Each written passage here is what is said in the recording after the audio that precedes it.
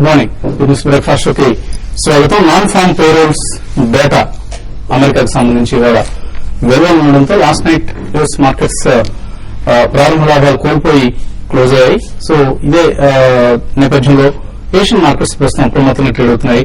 China market ఇవాళ పని చేయడం లేదు, హాలిడే తీసుకుంటున్నాయి.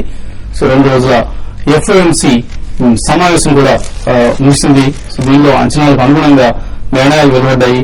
సో $10 బిలియన్ అదనపు ట్యాపరింగ్ కొనసాగడం, అలాగే వడ్డీ రేట్ల పెంపు ఇప్పట్లో లేకపోవడం, ఎకానమీకి సంబంధించి అప్డేట్ అవుట్లుక్ అంటే ఆశాజనకంగా ఉంది. ఎకానమీ రికవర్ అవుతుంది అంటూ ఫెడ్ మీటింగ్ లో అంచనాలు వెలువడటం, ఇవన్నీ యుఎస్ మార్కెట్ సంబంధించి పాజిటివ్ అంశాలు.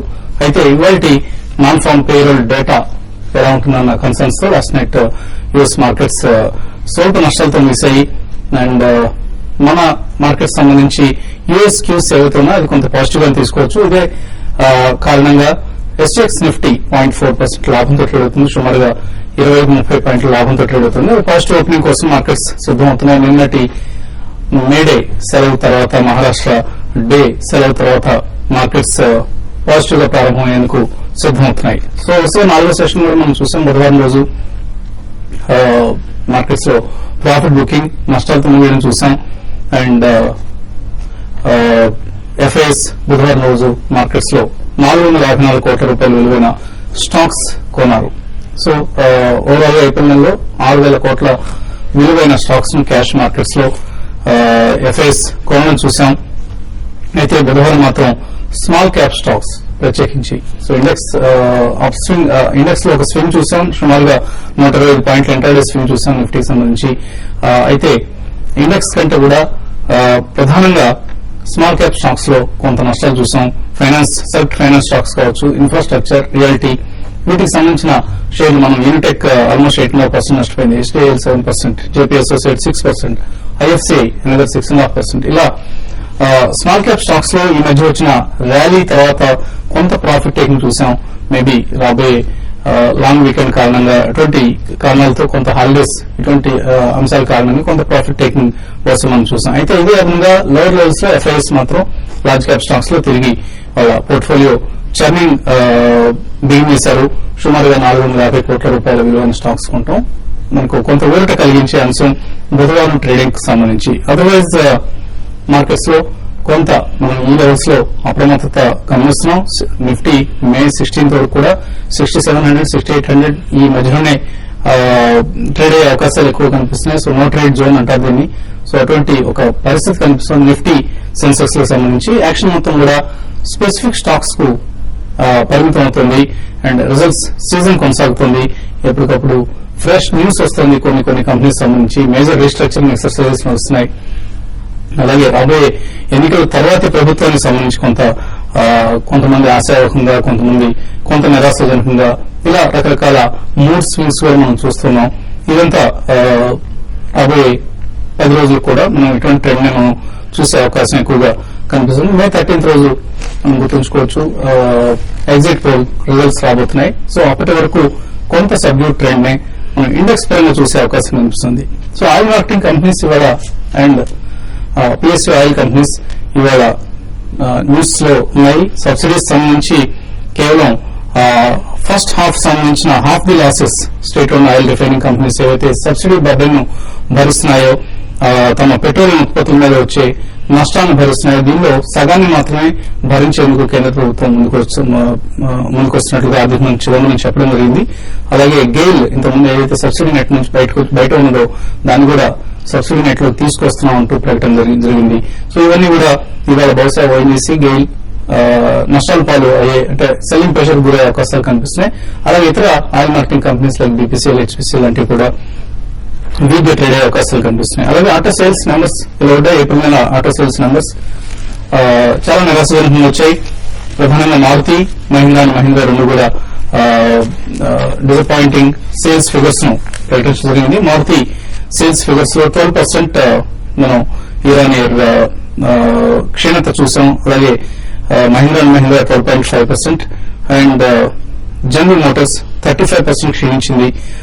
టొయోటా సేల్స్ 16% క్షీణించాయి ఏప్రిల్ నెలలో. And Ford India, Hyundai and Honda, ఈ 3 కంపెనీస్ మాత్రం ప్రోత్సాహకరమైన నెంబర్స్ ప్రకటించే ఎప్పుడైనా అమ్మకాలకు సంబంధించి. ఈ నేపథ్యంలో ఆటో స్టాక్స్ లో కొంత మనకు వీక్ ట్రేడింగ్ జరిగే అవకాశాలు కనిపిస్తున్నాయి. And small cap banks last Thursday Wednesday కూడా మనం లాభాలతో వీడియో చూస్తాం. ఇవాళ కూడా బహుశా అప్ ట్రెండ్ కొనసాగే అవకాశాలు కనిపిస్తున్నాయి. యూనియన్ బ్యాంక్ కావచ్చు, లేదా అలహాబాద్ బ్యాంక్ కావచ్చు, సెంట్రల్ బ్యాంక్ కావచ్చు, ఇటువంటి స్టాక్స్ లో కొంత ఇప్పటికీ లోవర్ లెవెల్స్ లో బయింగ్ జరిగే అవకాశాలు ఎక్కువ కనిపిస్తున్నాయి. ఇలా స్టాక్ స్పెసిఫిక్ యాక్షన్ ప్రధానంగా కనబడుతుంది. ఓవరాల్ గా బ్రాడర్ మార్కెట్స్ డైరెక్షన్ ఎలా ఉంటుందో అనలిస్ట్ అడిగి తెలుసుకున్నాం. సో ఇండెక్స్ మనకు వెన్స్డే రోజు చాలా హ్యూజ్ ఇంటర్డే స్వింగ్ చూసాం. వోలటిలిటీ చాలా ఎక్కువ కనిపిస్తుంది. ఇటువంటి వోలటిలిటీ రాబోయే రోజుల్లో కూడా ఇంకా పెరిగే అవకాశాలు ఉన్నాయా? ఖచ్చితంగా పెరుగుతుందని మనం వార్న్ చేస్తానే ఉన్నాం. ఎందుకంటే ఆ సెలక్షన్ దగ్గరకు వచ్చేపాటికి అనమాట మార్కెట్స్ కూడా కాస్త కాషియస్ గా ఉంటాయి. ఆ కాషియస్ మూడ్ లో అనమాట ప్రాఫిట్ బుకింగ్ కూడా అగ్రెసివ్ గా ఉంటుంది. స్టాక్ స్పెసిఫిక్ న్యూస్ ఎక్స్పెక్టెడ్ గానీ ఎక్స్పెక్ట్ చేయాలన్నమాట మనం. అందుకని క్లియర్ గా వెనస్డే నాడు ఏదైతే దాదాపు 100.50 వచ్చిందో హై నుంచి అనమాట లోకి, అది క్లియర్లీ ఒక వార్నింగ్ సిగ్నల్ అని చెప్పేసి కూడా అనుకోవాలి. ఎందుకంటే అప్రమత్తంగా ఉండాలి. ఏదో కంప్లసెంట్ గా ఇండియా గవర్నమెంట్ ఈజీగా వచ్చేస్తుంది, తర్వాత మార్కెట్స్ పెరిగిపోతాయి కదా అని చెప్పేసి అనమాట ర్యాలీ అయిన స్టాక్స్ లో ప్రాఫిట్ బుక్ చేసుకోకుండా ఉంటే కనుక ప్రాఫిట్స్ మిస్ అయ్యే పాసిబిలిటీ కూడా క్లియర్ గా కనిపిస్తుంది. ఓవరాల్ గా మాత్రం క్లియర్లీ చూసాం. కొంచెం చర్నింగ్ లోనమాట తిరిగి సెక్టార్ రొటేషన్ లో కాస్త IT stocks loan, pharma stocks loan fresh buying interest కనిపిస్తుంది. అదర్వైజ్ స్టీల్ మెటల్ స్టాక్స్ ఇట్లో కాస్త ప్రాఫిట్ బుకింగ్ కూడా కనిపిస్తుంది. ఎందుకంటే రీసెంట్ చైనీస్ డేటా ఇంప్రెసివ్ గా లేదు. అండ్ నాన్ ఫెరస్ మెటల్స్ అనమాట న్యూలో స్ట్రచ్ అవటం కూడా చూస్తున్నాం, కాపర్ లాంటివి అనమాట. అందుకని చెప్పేసి వీక్ గా ఉంటుంది. ఎకానమీకి ఇండికేటర్ ఒక బ్యారోమీటర్ లాగా అనుకునే కార్ సేల్స్ కానీ ఆటో సేల్స్ కూడా అనమాట అన్ఇంప్రెసివ్ గా రావటం. అండ్ మే నెంబర్స్ అనమాట మరీ డిసప్పాయింటింగ్ గా ఉంటాయి, especially from leader like Maruti అనమాట. కాస్త నెగిటివ్ సెంటిమెంట్ కూడా ఇండ్యూస్ చేసే పాసిబిలిటీ ఉంది. ఓవరాల్ గా మాత్రం ఇన్ఫ్లేషన్ కన్సర్న్స్ బాగా పెరుగుతాయి. ఎందుకంటే మాన్సూన్ వీక్ మాన్సూన్ ఉండొచ్చు అని చెప్పేసి అనమాట రిపీటెడ్ గా అనమాట అదర్ కంట్రీస్ నుంచి కూడా రావటం, లైక్ ఆస్ట్రేలియా ఎక్కడి నుంచి కూడా అనమాట ప్రిడిక్షన్స్ రావటం చూస్తూ ఉంటాయి. కాబట్టి మార్కెట్స్ మాత్రం ఒక బ్రాడ్ ట్రేడింగ్ జోన్ లో లాక్ అయింది అని చెప్పేసి అనుకోవచ్చు. 6650 to 6850 అనమాట. ఈవెన్ ఇంట్రాడే కూడా రికవరీ సస్టైన్ కావాలి మార్నింగ్ ఓపెనింగ్ గెయిన్స్ అంటే మాత్రం 6750 క్రాస్ అయ్యి దానిపైన నిలబెడితేనే అట్లీస్ట్ 1 hour or 2 hours అనమాట నిఫ్టీ కాస్త సేఫ్టీ జోన్ లోకి వెళ్ళింది అని చెప్పేసి అనుకోవచ్చు. బట్ అదర్వైజ్ తిరిగి 6700 కిందకే కనుక డిప్ అయితే కనుక మేబీ ఈసారి అనదర్ స్వింగ్ లో 6620-30 కూడా టెస్ట్ చేసినా సర్ప్రైజ్ కాకూడదు. ఎందుకంటే కొన్ని ఇండెక్స్ స్టాక్స్ డిస్టింక్ట్లీ వీక్ అవుతున్నాయి అనమాట. అది కూడా కొంచెం కాషియస్ గా ఉండాలి. ఓవరాల్ గా మాత్రం మిడ్ క్యాప్ స్మాల్ క్యాప్ లోనే ఆపర్చునిటీస్ ఉన్నాయి. బట్ వాటిలో కూడా ఆచితూచే కొనమంటాను. ఎందుకంటే రిజల్ట్స్ సీజన్ రోజు large number of companies results declare చేస్తున్నాయి. అందులో మంచి రిజల్ట్స్ ఉన్న కంపెనీస్ పిక్ చేయమని చెప్పి సజెస్ట్ చేస్తాను. సో ట్రేడర్స్ ఎటువంటి సలహా ఇస్తారు? వీకెండ్ ట్రేడ్స్ ఎటువంటి ట్రేడ్స్ చేయొచ్చు? అంటే లాస్ట్ ఫ్యూ డేస్ గా కానీ చూస్తే మన మార్కెట్ ఒక వన్ సైడ్ డౌన్ సైడ్ గా చూసాము. తర్వాత లాస్ట్ ట్రేడింగ్ సెషన్ లో మరి ముఖ్యంగా ఇన్ని రోజులు స్ట్రాంగ్ ఉన్న కౌంటర్స్ లో ఒక డౌన్ సైడ్ ట్రెండ్ అనేది మనకి ఫామ్ అయింది. లైక్ హెచ్డిఎల్ కానీ చూస్తే 68 లెవెల్స్ రావడం చూసాము. ఇన్ని రోజులు లాస్ట్ ఒక 10 రోజులు 15 రోజులు ట్రెండ్ గా గమనిస్తే 72 పైన సస్టైన్ అయిన స్టాక్ వన్ సైడ్ సెల్లింగ్ చూసాము. అదేవిధంగా ఇండెక్స్ లో స్టాక్స్ కూడా కొన్ని లైక్ బిహెచ్ఎల్ ఒకటి, డిఎల్ ఒకటి, జిందాల్ స్టీల్ అండ్ పవర్ ఒకటి, ఇటువంటి స్టాక్స్ లో బాగా సెల్లింగ్ ఉంది. తర్వాత లాస్ట్ 1 వీక్ అనేది చూస్తే కమాడిటీస్ లో కూడా కొంత సెల్లింగ్ ఉంది. కాబట్టి ఇండెక్స్ కొంత వీక్ ఉండే అవకాశం ఉంది. బట్ ఈ రోజు పర్సనల్ గా చెప్పాలంటే ఈ రోజు మాత్రం మార్కెట్స్ లాస్ట్ ఒక డౌన్ ట్రెండ్ ఉన్న 1 వీక్ డౌన్ ట్రెండ్ ఉన్న కానీ కొంచెం రివర్స్ మార్కెట్ లో ఒక ర్యాలీ వచ్చే అవకాశం ఉంది. ఒక నిఫ్టీ సింగపూర్ నిఫ్టీ పరంగా చూస్తే 25 పాయింట్స్ ఉన్నా కూడా బట్ క్లోజింగ్ బేసిస్ కి ఒక 60 to 70 పాయింట్స్ ర్యాలీ, ఇంకా 100 పాయింట్స్ ర్యాలీ కూడా నేను ఎక్స్పెక్ట్ చేస్తున్నాను. ఎందుకంటే షార్ట్స్ అనేది బాగా బిల్డ్ కావాలని చూసాం. ప్లస్ లాస్ట్ ట్రేడింగ్ సెషన్ లో లోయర్ లెవెల్ లో నిఫ్టీ మంచి రికవరీ వచ్చింది. కాబట్టి ఈ లెవెల్ నుంచి కొంత నిఫ్టీ పెరగడానికి అవకాశం ఉంటుంది. కాబట్టి ఏవైతే హై బీటా స్టాక్స్ ఉన్నాయో వాటి లాంగ్ పొజిషన్ తీసుకోమంటాను. మరి ముఖ్యంగా బ్యాంకింగ్ స్టాక్స్ లో ఈ రోజు ర్యాలీ రావడానికి అవకాశం ఉంటుంది. కాబట్టి బ్యాంకింగ్ పిఎస్యు బ్యాంక్స్, తర్వాత ప్రైవేట్ బ్యాంక్స్ లో కూడా మిడ్ క్యాప్ లో లాంగ్ పొజిషన్ తీసుకోవచ్చు. హై బీటా స్టాక్స్ అయిన జీఎంఆర్ ఇన్ఫ్రా కూడా short term two long term కోసం ఈవెన్ ఇన్వెస్ట్మెంట్ కూడా ఈ కరెంట్ హౌస్ లో బై చేసుకోమని చెప్తాను. Short term trend around 32-34 rupees దాకా పెరగవచ్చు. ఇన్వెస్ట్మెంట్ కి అయితే అరౌండ్ 50 రూపీస్ దాకా నెక్స్ట్ 1.5 year రావడానికి అవకాశం ఉంటుంది. ఏదైనా స్టాక్ స్పెసిఫిక్ యాక్షన్ జరిగే అవకాశం ఎక్కువ ఉంది. ఏదైనా మార్కెట్ లో అయితే ఈ రోజు అయితే ఒక ర్యాలీ రావచ్చు. దానికి ప్రిపేర్ అయి ఉండమంటారు. షార్ట్స్ ఎవరైతే ఆల్రెడీ షార్ట్స్ బిల్డ్ చేస్తున్నారో వాళ్ళు మాత్రం షార్ట్ కవర్ ఈ రోజు చేసుకోమంటాను. నిఫ్టీ మాత్రం ఒక 80 to 100 పాయింట్స్ ర్యాలీ వచ్చినా ఆశ్చర్యపోవడం అసలు అనిపిస్తుంది. ఇంటర్నేషనల్ మార్కెట్స్ లో గోల్డ్ మాత్రం వీక్ గా ట్రేడ్ అవుతుంది అరౌండ్ $1,283. ఇవాళ అక్షయ తృతీయ వాళ్ళు ఎక్కువగా బంగారం కొనుగోలుకు ఆసక్తి చూపించే రోజు. సో ఇంటర్నేషనల్ మార్కెట్స్ లో ప్రైస్ సబ్డ్యూడ్ ఉంది కాబట్టి కొంత బంగారు కూడా ఇవాళ ప్రైస్ సంబంధించి వీక్ గా ఉండే అవకాశం కనిపిస్తుంది. ఒంగోలు నుంచి కృష్ణమూర్తి లైన్ ఉన్నారు కాలర్. హలో, నమస్తే సార్. నమస్తే అండి. నమస్తే సార్, నా పేరు కృష్ణమూర్తి.